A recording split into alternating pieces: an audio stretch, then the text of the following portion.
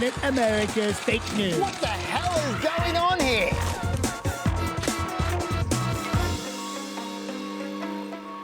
Hello and welcome to a special edition of Planet America. I'm John Barron. I'm Chaz Licciardello. This week, 20 Democratic presidential hopefuls face off in the first pair of debates in Miami, Florida. We'll get expert analysis for you from a former presidential contender, Governor Howard Dean, and a former top Democrat advisor, Elaine Kamarck. We're going to be looking at the highlights, the lowlights, and the weird lights, as well as wrapping up the week's other top stories. But now... let's get ready to rumble!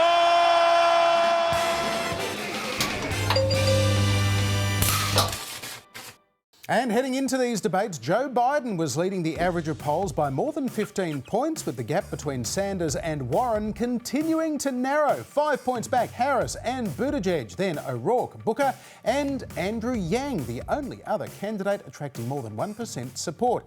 But within that average, a couple of surprises this week, which effectively cancelled each other out, I suppose. Emerson had one, with Bernie Sanders climbing to just 7 points behind Biden and Beto crashing to just 1%, while a second poll from YouGov had Warren jumping into second place, 6 points behind Joe Biden. The bottom line, I guess, in all this, Joe Biden is in front, but he's coming back to the pack. Elizabeth Warren is solidly in third and even challenging Bernie for second place now. By the way, if you're wondering what effect all the talk of Joe Biden cuddling up to segregationists had, now last week, Biden had 45% support amongst African Americans. This week, he has 46% support. The guy is Teflon. We'll just see how thick that coat of Teflon is, though. Let's start with a look at the first debate, and the 10 candidates were New York Mayor Bill de Blasio, Ohio Congressman Tim Ryan, former San Antonio, Texas Mayor Julian Castro, New York Senator Cory Booker, Massachusetts Senator Elizabeth Warren, former Texas Congressman Beto O'Rourke, Minnesota Senator Amy Klobuchar, Hawaii Representative Tulsi Gabbard, Washington Governor Jay Inslee, and former Maryland Representative John Delaney. And with that, Chaz, we're out of time for another trip to Planet. Actually, with that many candidates on one stage for a debate that ran about 90 minutes once you took out all the commercials and the technical difficulties, it was always going to be a question of getting notice. So, Chaz, who stood out for you and why? For me, it was Julian Castro. These early debates, they don't matter for the big candidates. They just need to not stuff up. Sure. But for the candidates who are on, say, 1%, like Castro, they are everything. Those guys need to at least get 2% support to make it to the next round of debates. Without debates, they raise no money and they are effectively finished. So, these smaller candidates need to grab your attention. And not only did Castro do that big time yesterday, but he basically owns the topic of the moment, immigration. I reckon Castro just became viable. Well, I do agree that Julian Castro did himself a lot of favours yesterday. Cory Booker was also particularly strong on the issue of race. Elizabeth Warren was Elizabeth Warren, which is to say exactly what her supporters are looking for. Basically, a fighter with a clear vision of where government should be playing an important role in the lives of people. I reckon she literally used the word fight 20 times yesterday. Yeah, well, Howard Dean is with us. He knows exactly what it's like to be one of many candidates on a debate stage. He ran for president in 2004 and was one of 9 on that debate stage. Governor Dean, welcome back to Planet America. Thanks for having me.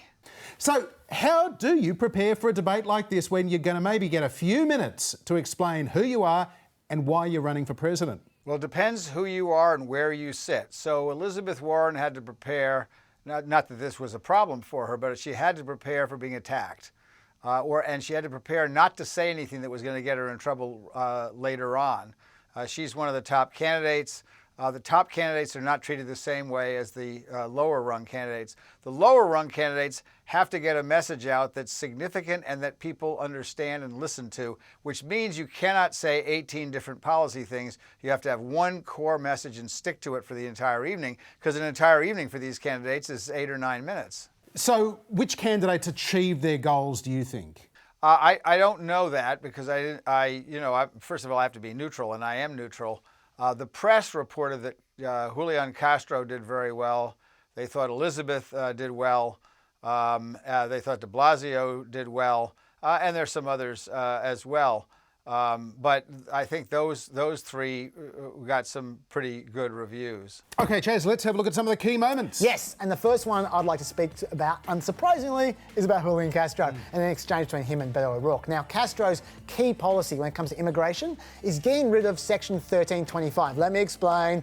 That would decriminalise illegal immigration. So, all the detention centre controversies, all that kind of stuff would end straight away, okay?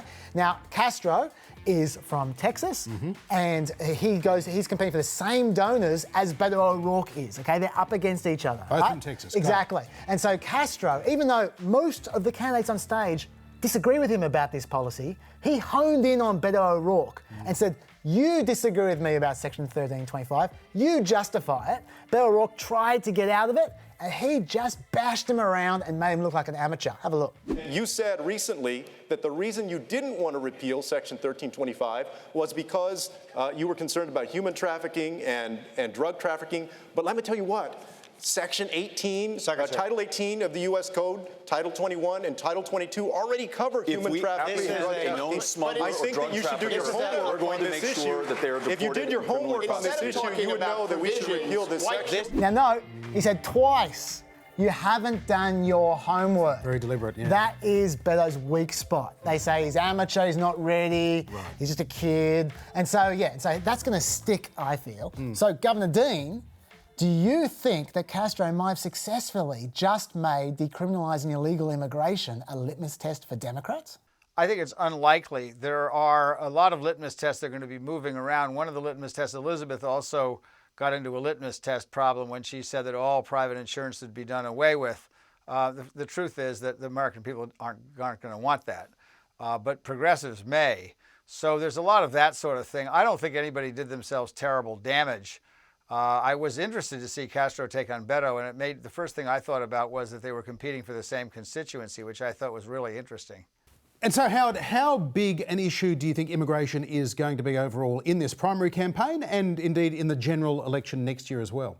Well, it's going to be a huge immigration. I mean, really, very much like the AfD, the right-wing party, did in Germany. Trump is demonizing immigrants.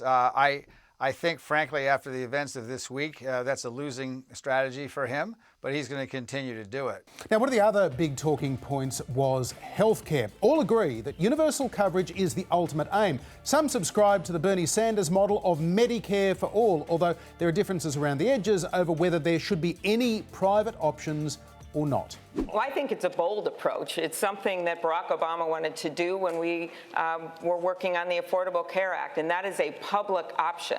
I am just simply concerned about kicking half of America off of their health insurance. So yes, I'm with Bernie on Medicare for all, and let me tell you why.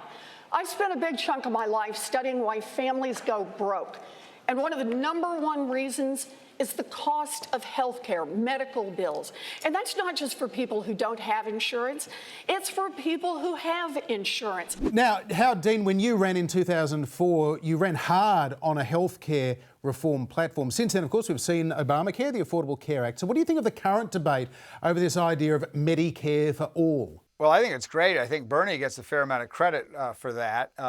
And now everybody's sort of adopted the idea of Medicare for all. Medicare for all is actually a very good slogan because everybody understands Medicare. They didn't understand single payer or some of these other terms, but they do understand Medicare because they all know somebody who's on Medicare. In fact, I'm on Medicare. So that is a good way to put it. Now, the devil is in the details, but generally speaking, the details are not going to get debated very much once we choose a nominee. Amy Klobuchar said, well, she wasn't sure, you couldn't do it too fast, and Elizabeth said, well, we have to get rid of all the insurance companies. Those are the kinds of details that are probably not helpful in a general election. Medicare for all is enough. Only the policy wonks and the very hyper-interested people care about the policy details. It doesn't mean they don't matter at all, but for the average voter, they want to know where you stand. They know Trump is trying to get rid of the pre-existing condition protection, and they believe that the Democrats will do better for health care, and that paid off very much in the midterm elections. But what about the ultimate step of scrapping private health insurance altogether, as some are advocating? Are you worried that that could invite one heck of a scare campaign by Trump next year? Yeah, I could, and that's not a tenable position in the general election. And you don't have to do that either. And I think you'll see a sculpting of the positions by the time we get towards the general election. The truth is, if we missed by a single vote the notion of a public option, that is, people can choose to enroll in Medicare or keep their private insurance, that's a much better alternative. Not because it's ideologically pure; it's not. And I would like to get rid of health insurance companies. I don't think they're generally very kind and nice groups of people. But the truth is, you have to give Americans choice. You have to let them make their own choices and not have the government make the choices for them. And I think that's the position we'll eventually adopt as a party, no matter who the nominee is. Well, we saw John Delaney previewing exactly these kinds of potential attacks. In fact, he suggested if you did Medicare for all, like Bernie Sanders said, the hospitals would all close. Right. So the question is, though, he was staking his ground on those arguments. Elizabeth Warren went the other way. She explicitly raised her hand. She explicitly doubled down and said, I am going to embrace getting rid of private health insurance completely. So, Governor Dean, do you think that Elizabeth Warren will walk that back if she's the nominee? I think so. That's just not where the public is. Delaney is an interesting case. He's an incredibly well-qualified person for the presidency, and he really struggled, I thought, to get the kind of recognition he deserves. It's interesting with John Delaney. He had real issues breaking through, I thought. The moderators basically ignored him for the whole second half of the debate. He tried to butt in there, and they just talked over him. He failed. Bill de Blasio was able to do it, but not Delaney. He's louder and bigger. Yeah, and taller. And Delaney looked a bit pathetic. So, Governor Dean, you've been through this before. What do you do if you're in that kind of situation? Nothing. It's just very, very difficult. He's been out on the hustings for 2 years.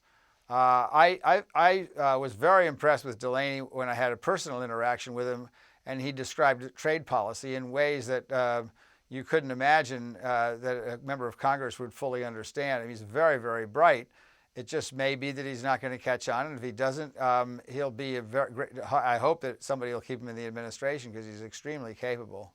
One of the other memorable moments in the debate was when first Beto O'Rourke, then Cory Booker, and finally Julian Castro spoke in Spanish. Necesitamos incluir cada persona en el éxito de esta economía. Pero si queremos hacer eso, necesitamos incluir cada persona en nuestra democracia. La situación ahora es inaceptable. Este presidente ha atacado, ha demonizado los inmigrantes. Es inaceptable y voy a cambiar esto. Me llamo Julián Castro y estoy postulando por presidente de los Estados Unidos. The very fact that I can say that tonight shows the progress that we have made in this country. And by the way, the Spanish speakers on the internet, when that happened, suggested that Booker's Spanish, not too bad. Beto's Spanish, terrible. He can't take a trick. Now, Howard Dean, what did you make of that? Does it look respectful to be speaking in another language like that, or does it risk looking like you're pandering?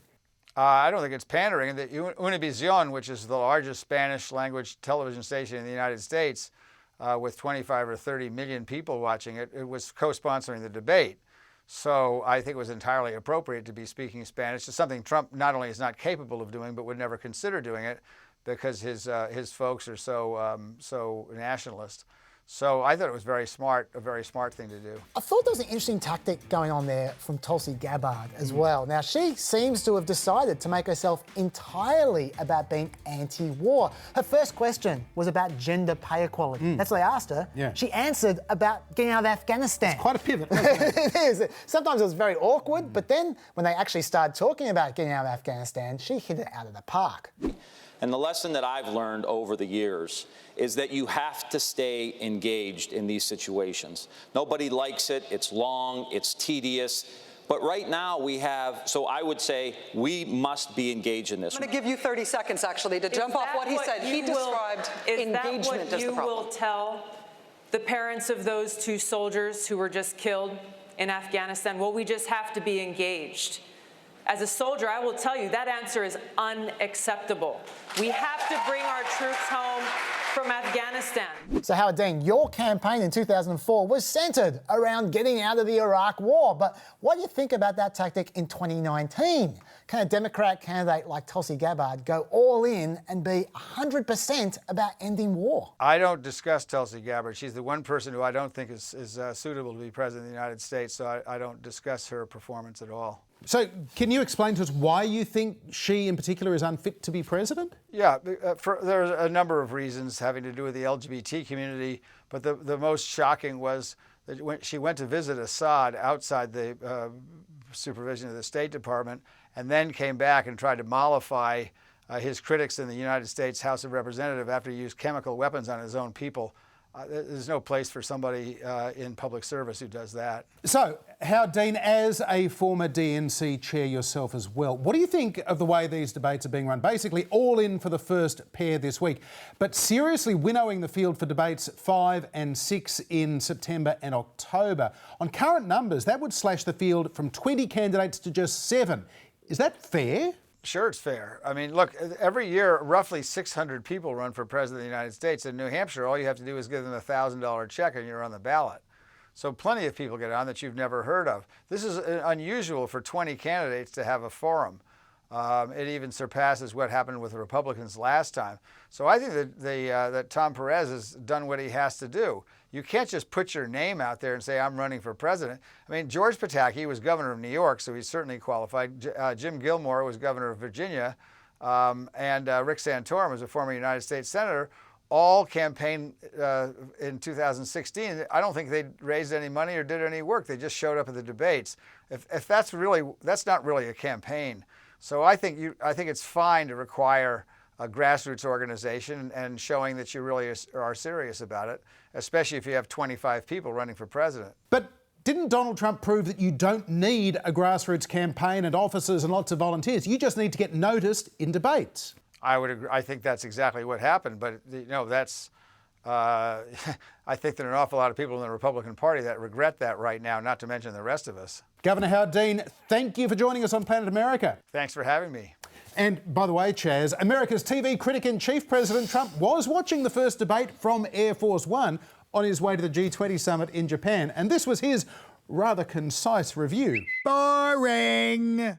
And now to today's second Democratic candidate debate featuring self-help author Marianne Williamson, former Colorado Governor John Hickenlooper, tech entrepreneur Andrew Yang, Mayor Pete Buttigieg of South Bend, Indiana, former US Vice President Joe Biden, Vermont Senator Bernie Sanders, California Senator Kamala Harris, New York Senator Kirsten Gillibrand, Colorado Senator Michael Bennet, and Representative Eric Swalwell of California. And joining us with her analysis is Professor Elaine Kmark, a former top advisor to US Vice President Al Gore, now at the Brookings Institution, and simply one of the leading experts on America's primary election process. Elaine, welcome back to the show. Well, the first debate was a fairly genteel affair. The second one today, though, started off much feistier, even testy at times. Lots of interjections, particularly from the likes of Kirsten Gillibrand, who at one point appointed herself moderator, giving Kamala Harris the opportunity to act like the grown-up. Senator Harris, I'm so sorry. We will let all of you speak. Senator Harris. Senator Harris. Please, we will let you all speak. Senator Harris. We can't afford to wait for evolution on these issues. Hey, guys, you know what? America does not want to witness a food fight. They want to know how we're going to put food on their table. Yes? Note, by the way, that was after Harris had interrupted as much as anyone. She's good at this game. Yeah, well, OK, now, Chaz, what was your top-line impression from debate number 2? What's the takeaway? Well, I thought the 4 major candidates separated themselves from the rest of the field completely. In particular, I always thought Kamala Harris was going to be the strong debater, and she put her foot on the accelerator, I thought. I thought she just blasted away. I thought Pete Buttigieg had surprising gravitas for a young guy, especially when he was talking about the police shooting in South Bend. That is his weak point, and he nailed that. I thought that was impressive. And Joe Biden, he didn't look feeble. He made no screw-ups, even when he was under fire. And that's all he had to do, just stay firm. Yeah, look, I'd agree to a large extent. Joe Biden, I think, did get thrown off kilter a little bit later in the debate, and we'll talk about some of the attacks on him in just a moment. And on the feeble thing, there was just a few moments where he didn't hear the question. He was going like this, and when a guy in his late 70s with white hair starts going like this, you're not thinking what a spring chicken he is. But Elaine, I want to get your thoughts on this. I mean, we did see this was another with the 10 candidates there. They're all struggling for time. Harris trying to be the grown-up. Who do you think ultimately made an impact in all of that? Well, I think that Kamala Harris dominated tonight's debate, much as Elizabeth Warren dominated last night's debate. Every time Kamala Harris was on, She was concise, she was forceful, she was attractive in the way she spoke to people. She wasn't grating like Bernie Sanders. I think that she gave an extraordinarily strong performance, and I think last night Elizabeth Warren gave a very strong performance. And frankly, a lot of the men on this stage looked like they were kind of, second-tier players. Even some of the men who were governors of states and had significant political experience. Not to mention the men that had no business being there in the first place. Now, it's fair to say that Joe Biden was very keen to point to his record as Obama's vice president and claim a lot of credit for that. Yeah, well, he personally got out of Iraq, apparently. Yep. He personally was responsible for solving all the illegal immigration issues under Obama as well, apparently. And he was a lot less keen to want to talk about his 36 years as a US Senator before that. And he faced attack from his rival candidates on a number of fronts. One of the differences that Joe and I have in our record is Joe voted for that war. I helped lead the opposition to that war, which is a total disaster. I was 6 years old when a presidential candidate came to the California Democratic Convention and said, it's time to pass the torch to a new generation of Americans. That candidate was then Senator Joe Biden. Joe Biden was right when he said it was time to pass the torch to a new generation of Americans 32 years ago. He's still right today. If we're going to solve the issues of automation, pass the torch. So, Elaine, how well do you think Joe Biden did at defending his record? I actually think he did a very good job defending himself. The problem that Biden has, and it's been touched on by some of the pundits who've written about him, is that he really is of a different era. And I think that, he was an exemplary senator. He dealt with the segregationists in the Senate. And, for his time, he was fantastic. In this day and age, it doesn't quite translate as well. And I think that this is going to dog him throughout the primaries. Now, Elaine, we know from history that not everyone watches these debates, and moments are made more from the subsequent media coverage as much as anything, and that leads to a shift in momentum rather than some huge instant bounce. Now, there's no doubt the media is already focusing on this exchange between Kamala Harris and Joe Biden about busing black kids to white schools, a policy that Biden opposed in the 70s. There was a little girl in California who was part of the second class to integrate her public schools. And she was bused to school every day. And that little girl was me. So I will tell you that on this subject, it cannot be an intellectual debate among Democrats. We have to take it seriously. It's a mischaracterization of my position across the board. I did not praise racist. That is not true. Number one. Number two, if we want to have this campaign litigated on who supports civil rights and whether I did or not, I'm happy to do that. I was a public defender. I didn't become a prosecutor. I came out and I left a good law firm to become a public defender when in fact my city was in flames because of the assassination of Dr. King. Do you agree today that you were wrong to oppose busing in America then? No. Do you agree? I did not oppose busing in America. What I opposed is busing ordered by the Department of Education. Do you think that that has the makings of becoming a big moment that could impact on the fortunes of either Kamala Harris or Joe Biden? Well, put it this way. She was doing well before this, okay? She was doing well in some of these early states. She was doing well in South Carolina. She was doing really well before this, and I think this will help her a great deal. And again, going back to last night's debate, I think that Elizabeth Warren has the potential to knock out Bernie Sanders for the champion of the left wing of the party. And I think that Kamala Harris has the potential to come right down the middle, perhaps displacing some of the experienced white men who thought that they could take that lane. This is all about getting yourself a plausible way to the nomination. And I'll tell you something about that as well. I mean, I think this is the one moment that people remember, not just in 1 month from now, but probably 12 months from now. It could even become a moment where if Joe Biden is the nominee and he's looking for a VP, Kamala Harris would have to be at the top of anyone's VP shortlist if she's not the nominee herself. At least she'd stop attacking him then. Well, you would hope so. And this, I mean, we have seen in the past, John Kerry and John Edwards went at each other in a fairly willing way in 2004 before they sorted out their differences and got on the ticket. But that could be an issue, and it's going to be interesting to see, because clearly Kamala Harris can kind of identify, if I can knock Joe Biden off, I could have a very, very good run at this nomination. I can't say, by the way, I reckon that she did take that personally. That wasn't just her pretending for the camera, because 2 or 3 minutes later, she was still giving him the evil eye. Yeah. I actually think she meant it. Anyway, talking about Bernie Sanders there, Elaine, much like Tulsi Gabbard yesterday, he was focusing very much on his central message. For him, it's taking on Wall Street and the 1%. Even when he was asked about the fact he was a white guy and he was asked about diversity, he answered about special interests. We need a party that is diverse, but we need a party that has the guts to stand up to the powerful special interests who have so much power over the economic and political life of this country. So do you think it's good to have that kind of message discipline, or does it make you come off as inflexible in one note? I don't think his problem is lack of message discipline. I think his problem is anger.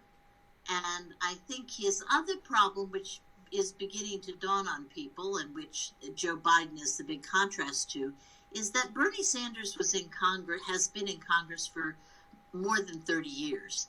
And he doesn't have an awful lot to show for it. And the reason, of course, is that he doesn't really play well with others. He doesn't have a lot of close friends in the Congress. He doesn't have a lot of legislation bearing his name. And so people may like his message, but the fact is that he doesn't really have a track record that says to people that he can change things as much as he talks about change. Yeah, it was a really interesting performance, I thought, from Bernie Sanders, given on the one hand, he's getting a lot of credit from other candidates, particularly about the way that he has steered healthcare policy towards this ultimate aim of universal coverage. And yet, he's still this cranky, feisty guy. He hasn't shifted gears from 2016. He's still fighting against the establishment. In 2016, it was Hillary. Now, it's everybody. All these people have these ideas. He was shaking his finger. There's that great moment where Joe Biden's looking at him when Bernie's shaking his finger and he's going, what's going on? Yeah, but basically the only thing that's different from 2016 is now he talks a little bit more about ending endless wars as well. That's the foreign policy he's built up a bit. But otherwise, it's the same character. Now, finally, Elaine, I'd like to know, as a long-time member of the Democratic National Committee yourself, how are you feeling about this process? Is this field going to be sort of naturally sorted out as it goes along? We've seen that happening in these debates. Or is this shaping up to be a very long and potentially damaging, drawn-out primary campaign? Oh, I don't think so. I think there's so clearly two groups in this race, right? There are people who are credible presidential candidates and credible presidents, and then there are people who, for whatever bizarre reason, decide that they were going to run for president. I don't know why Andrew Yang is on that stage. I don't know why Marianne Williamson and her message of love is on that stage. I mean, it's kind of ridiculous. But what you do see in the debates is you do see there's clearly two tiers. There are people who speak extremely eloquently and comfortably about the world that the president inhabits. And then there's people who have just learned the facts in the last couple of weeks, and really, they in another system, in a parliamentary system, they would not be on the stage. They would not be running for president. Elaine Kmark, thanks so much for your time once again. Thank you.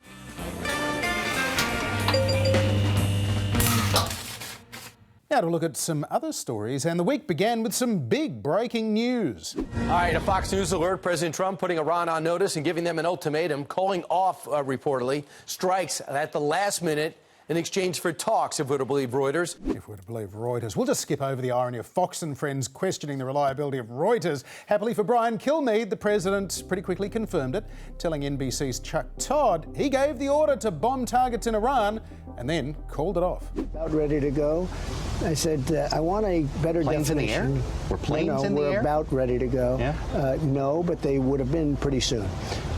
and things would have happened to a point where you wouldn't turn back or couldn't turn back. And President Trump later explained his reasons on Twitter. We were cocked and loaded to retaliate last night on 3 different sites. When I asked how many will die, 150 people, sir, was the answer from a general. 10 minutes before the strike, I stopped it. Iranian officials told Reuters Trump had sent them a warning about an imminent attack via Oman and had also called for talks, a claim the White House denies. Iran also claimed a US cyber attack aimed at disabling Iran's rocket launch systems were not successful. President Trump then announced new sanctions on top Iranian officials and the country's supreme leader. The assets of Ayatollah Khomeini and his office will not be spared from the sanctions. Hang on, who was that again? Ayatollah Khomeini. Oops. Ayatollah Khomeini was the Iranian revolutionary leader who died in 1989. The current supreme leader is Ayatollah Ali Khamenei.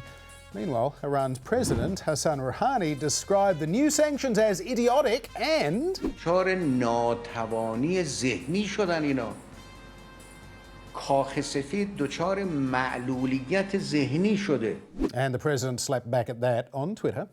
Iran's very ignorant and insulting statement put out today only shows that they do not understand reality. Any attack by Iran on anything American will be met with great and overwhelming force. In some areas, overwhelming will mean obliteration. Look, it's always fun when Trump threatens a nation on Twitter, but in this case, his reaction may be based on a misquote. At least according to University of Michigan professor and fluent Persian speaker, Juan Cole, what Rouhani actually said was that the White House is confronting mental illness, which is... so much better. It's definitely not a compliment, but it's not suggesting Trump has impaired intelligence, i.e. that he's, in quotes, mentally retarded.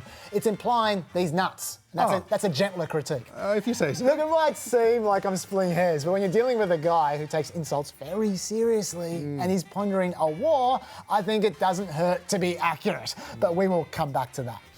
The decision to call off the military strikes was very popular. According to Morning Consult, 66% supported Trump's decision to call off the military strike. But when you ask who supports further military action in response to Iran shooting down the US drone, the Republicans, they really stand out on 59%. So that could become an issue. This could be a case of Trump's base versus his instincts. And I know Trump's instincts are against attacking Iran because almost exactly the same scenario played out in 1987. And Trump responded with $94,000 worth of ads that said, "The world is laughing at America's politicians for protecting ships we don't own, carrying oil we don't need, destined for allies who won't help." Sounds pretty familiar, doesn't it? Oh, one more thing. You know how that drone the Iranians shot down wasn't even in Iranian airspace? Funny story about that. Turns out a senior Trump official told the New York Times they weren't sure if the drone maybe did violate Iranian airspace after all. How about that? So, where does that leave us? Where does that leave us? Well, according to that tweet you just played, John, Trump is so annoyed by Iran's possibly misquoted insults that his red line seems to have moved from no deaths of American servicemen to no attacks on anything American. Not even a corn dog, which wouldn't be a big deal normally, just a tweet, he's probably already forgotten it. Except Trump now has Fox and Friends goading him. When they blow up 4 tankers and we do nothing. When they blow up our drone that cost $130 million and we do nothing. We know it's not going to end there. So at some point in the Middle East, no action looks like weakness. I think we all knew Brian Kilmeade was going to start World War III.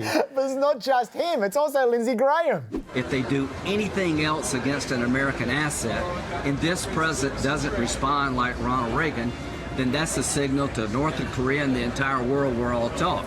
And he has a Republican base, apparently, that still want military intervention. And none of them are going to let Trump forget his new red line. So, interesting times. Interesting indeed. This week, another woman came forward to accuse the American president of raping her.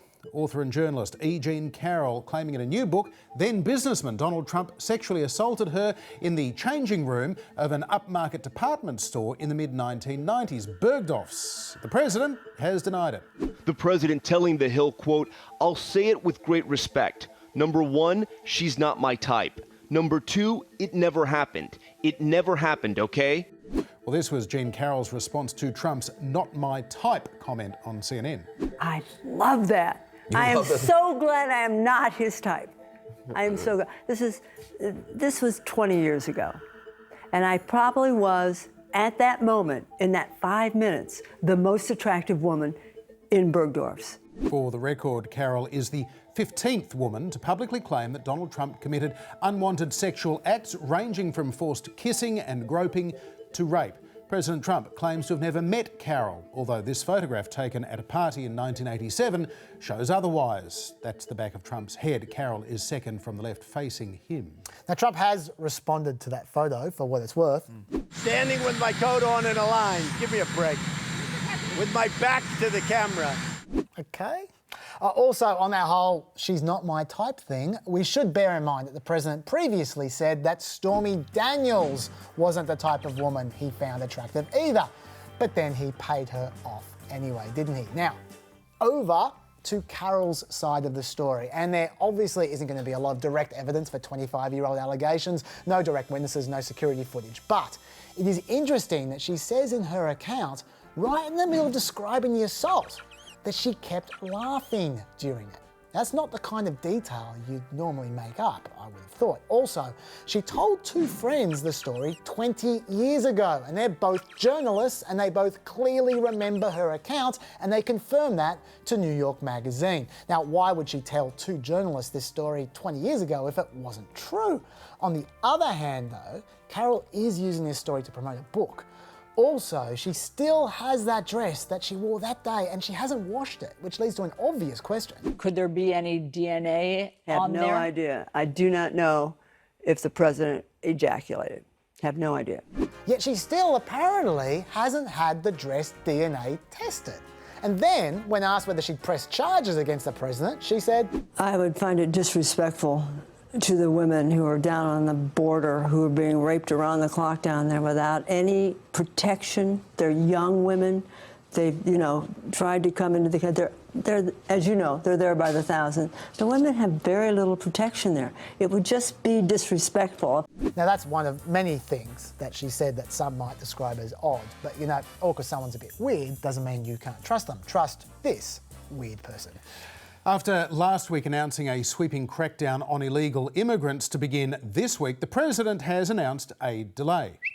At the request of the Democrats, I've delayed the illegal immigration removal process, deportation, for 2 weeks to see if the Democrats and Republicans can get it together and work out a solution to the asylum and loophole problems at the southern border. If not, deportation starts. Meanwhile, conditions in America's immigration detention centres were thrown into the spotlight again this week with a report from a group of lawyers who found that children in custody are facing neglect and mistreatment at the hands of the US government. The president says that is all the fault of Democrats. Doing a fantastic job under the circumstances. The Democrats aren't even approving giving us money. Where is the money? You know what? The Democrats are holding up the humanitarian aid. There was a flurry of activity after that on Capitol Hill. House Speaker Nancy Pelosi pushing through a $4.5 billion aid package. The Republican-dominated Senate voted down the House bill, then passed their own border spending package. That needed to be reconciled with the House bill, or the House could just pass the Senate bill as is. With the 4th of July recess looming, Nancy Pelosi blinked, announcing overnight Democrats would support the Republican Senate bill. Notch that up to a political win for Mitch McConnell, Chaz. That man never gets tired of winning. Now, to be clear, this week's controversies have been about Border Patrol children's detention centres. They're the detention centres that children without parents are supposed to be put in for a few hours while they're first being processed, okay? They're then sent to Health and Human Services detention centres, which have much better facilities, and the kids are supposed to be kept there for a few weeks while the government finds a more permanent home for them. Now, John, you said kids face neglect or mistreatment in those Border Patrol detention centres. Well, that is an understatement. In one facility in Clint, inspectors found flu and lice outbreaks going untreated. Filthy children sleeping on cold floors and children taking care of each other because the guards weren't. And that wasn't a one-off. In McAllen Detention Centre, the children faced extreme cold temperatures, lights on 24 hours a day, and no adequate access to medical care, sanitation, water, or adequate food. The inspectors compared McAllen to a torture facility and said it was tantamount to intentionally causing the spread of disease. And they weren't kidding about the spread of disease. 6 migrant children have died in US custody in the last 6 months after none had died for the previous decade. So then, after the controversy broke, the 350 kids in the Clint facility were moved, about 100 of them into another Border Patrol facility, where a lawyer said the conditions were just as bad as in Clint. Then the government moved another 100 kids back into Clint. So Border Patrol detention centres routinely seem to have terrible conditions. That's problem one. Problem two is that the kids are only legally supposed to be in Border Control detention centres for a maximum of 72 hours. But a recent audit revealed a third of the kids were being held for more than 72 hours. Human Rights Watch says that many of the kids they spoke to in Clint were there for 3 or 4 weeks. That's longer than they're meant to be in the second stage of detention. And by the way, it's not just now that they've had all these kids overstaying in Border Control facilities. They've had the same numbers of kids there for months. And look at the total people here, by the way, in Border Control detention. About 16,000, when numbers over 6,000 are considered a crisis. Overcrowding is problem 3. Adult facilities that take 125 detainees currently have 900 people. This is what that looks like. A teensy bit crowded. Problem 4 is that this lawyer here, Sarah Fabian, was in court recently arguing that many of these issues did not violate the legal obligations the Border Patrol have to provide a safe and sanitary environment. But don't assume that this is a Trump thing. That very case was initiated against the government under the Obama administration. And by the way, that same lawyer was in court under Obama defending the practice of putting migrant kids in solitary confinement. So there are a huge number of problems here, John. We go with funding issues, overcrowding issues, bureaucracy issues, but clearly there's something else going on as well. I mean, not switching off the lights at night, that has nothing to do with funding or overcrowding. And I haven't even gotten into any particular issues with the Trump administration. All of what I just said is perennial. This bill is just the beginning of dealing with it. There were 2 major rulings from the US Supreme Court earlier today. In the first case, the Conservative majority found that federal courts should basically butt out of cases over partisan gerrymandering, meaning a bunch of cases aimed at unpicking unfair electoral boundaries will now be tossed out. In the second case, in a blow for the Trump administration, the court ruled against a push to include a citizenship question in next year's census. That had raised fears that resident non-citizens would avoid doing the census, skewing the results. And that case too had implications for electoral boundaries change. By the way, this census case was the most hotly contested case of the year, and yet the Supreme Court did not vote purely along partisan lines. Imagine that. That's encouraging, isn't it? Still early days, I know, but maybe the Supreme Court might not have turned into the partisan joke that most of us feared. Maybe, big maybe. But that is it for this week and for the next couple of weeks. We're taking a bit of a July 4th holiday period off as well. We'll see you back here on July 19th in time for Robert Mueller's appearance before Congress. That'll be interesting. Get the popcorn. Bye-bye. Bye.